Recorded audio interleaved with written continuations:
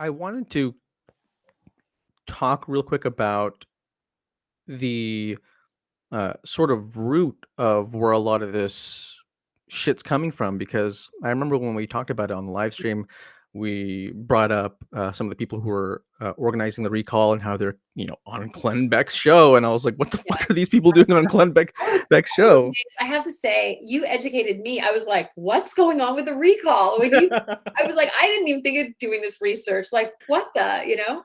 Yeah, and I mean, when I stumbled across it, I was pretty mind blown. But I remember when I started learning about your story and learning about all of the other things that were sort of surrounding and propping these things up. I mean, there are so many elements at play, but I mean, if this is possible to sort of briefly summarize, Uh-huh. um,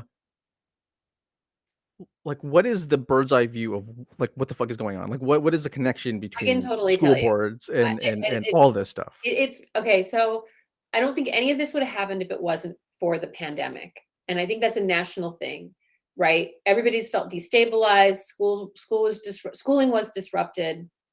And then you have basically, I think at the beginning, just like remember with the nurses, everyone was like, yay, nurses. And then now nobody cares, right? They're still struggling. People are dying. They're overworked. We don't care anymore. Just get back to normal, right? And similar happened with schooling. In the beginning, everyone was like, yay, teachers, we're cool, staying home. And then after the summer, there was a lot of parents who were like, okay, I can't handle this anymore. I need my kids to go back. And there were definite gaps between because our school system is so segregated, I guess, or right. You have some schools and school districts can afford to open safely, others couldn't. So private schools might have been open and public schools not. Mhm. And then you had groups of people that felt safer going back and people who didn't. And a lot of those broke down by mostly by income. Excuse me. So you have affluent families generally, I mean, let's just say it, and white families who were more likely to want to go back. And then you had low income and a lot of times immigrant families that live in multi-generational households didn't want to get their grandparents sick. They're the ones who they were less comfortable going back. And so you have this dynamic of parents organizing to open schools. And in urban cities like New York and San Francisco, you had a lot of tension around, what we should do. In addition to that, you have a national movement. The Republican Party basically decided to rebrand itself as the party of parents, and they were going to use this kind of parent frustration and energy. And even Trump said he wanted to be the party of suburban moms, white moms.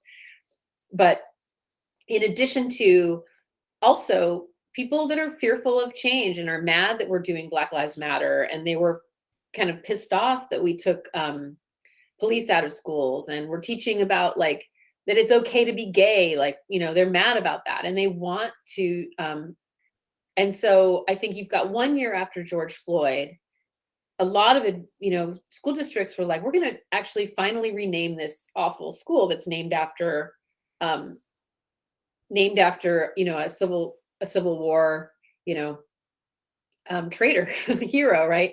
And so they kind of, I think, they capitalized on that parent frustration.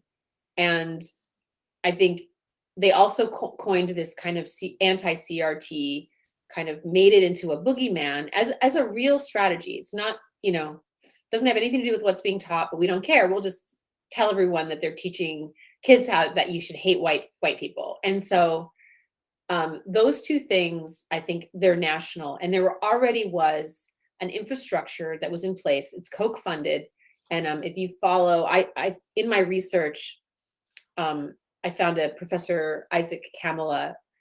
He started identifying a phenomenon where professors at the higher ed level were getting targeted.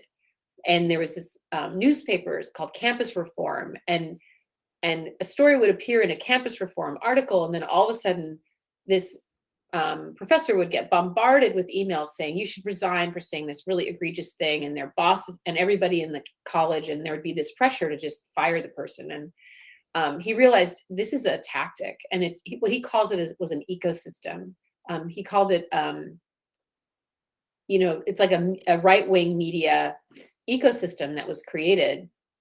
And he started saying, that is basically now directed at the K-12 system, that the right wing has figured out that they can use that, and they can target school boards, and through school boards they can take over local control. Because I'm just, all I am is I'm an educator through and through, but a lot of people run for school boards so that they can run for higher office.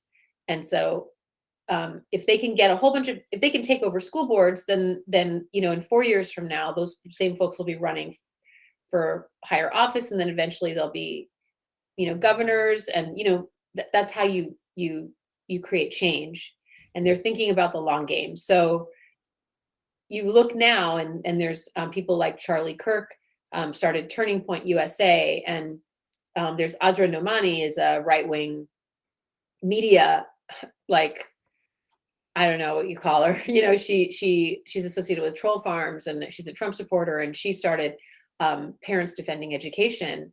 And basically, as a parent, you can report a school for teaching CRT, or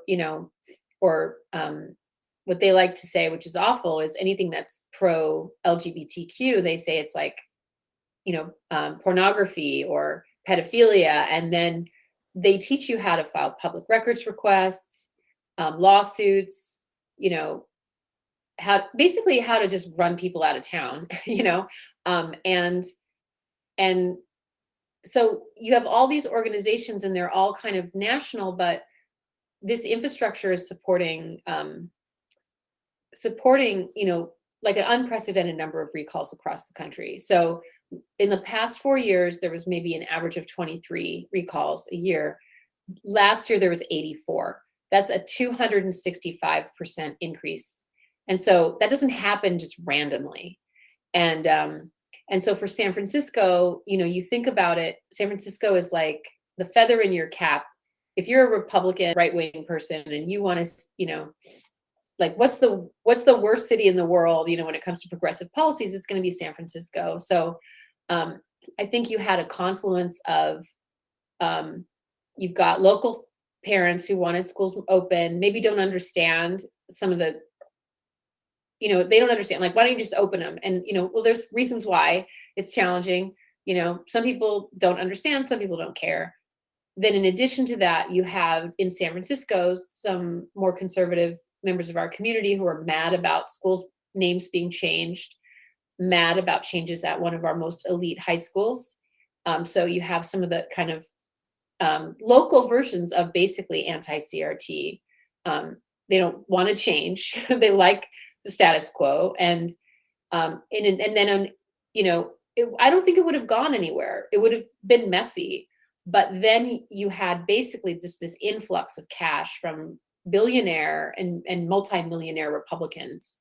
And so normally in the last 4 years, all the school board candidates combined raised about $1 million. In this recall, they were able to raise $2 million just for the recall. And most of that money came from just like several really large donors. Like one of them gave $500,000, and he's Arthur Rock.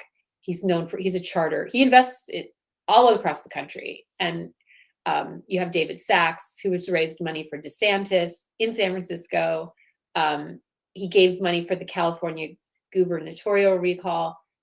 William Oberndorf, he replaced Betsy DeVos in the American Federation for Children. When she was appointed, he took her place. So these are all folks that are pro-charter. And so I think the recallers, as you said, they were on the Glenn Beck show. They're obviously connected to the right-wing media, right? Glenn Beck isn't calling me to go on his show. I mean, he probably knows I wouldn't show up, but it's like, it's not a coincidence, right? And so you're kicking it off. You're going to go on your friend's show, right? And then they're like, oh no, we're progressive. It's like, no, you're not. Like, progressives don't go on the Glenn Beck show. And so there was definitely connected. And I guess, because of that, they could tap into like a huge amount of cash as well as media access. I also want to highlight that. You know, the San Francisco Chronicle was basically like a PR firm for the recall, and they were publishing articles about the recall before they even qualified for the ballot. Um, and I do think that happens locally, where you have local media kind of serve, they, depending on who runs the, we had pretty balanced coverage in the Examiner, but then, the owners changed and then it became very much like the Chronicle. So when the public doesn't get information and then you have basically a misinformation campaign running on Twitter, and then you have people like me and Gabriella can't speak because we're scared, or our supporters stop talking because they're scared of getting targeted. I mean, it was a full court press. And it was definitely not organic, like at all. But it is in some way happening across the country. I think San Francisco became a test case for a lot of folks. And I think they're going to be using this playbook from now into November.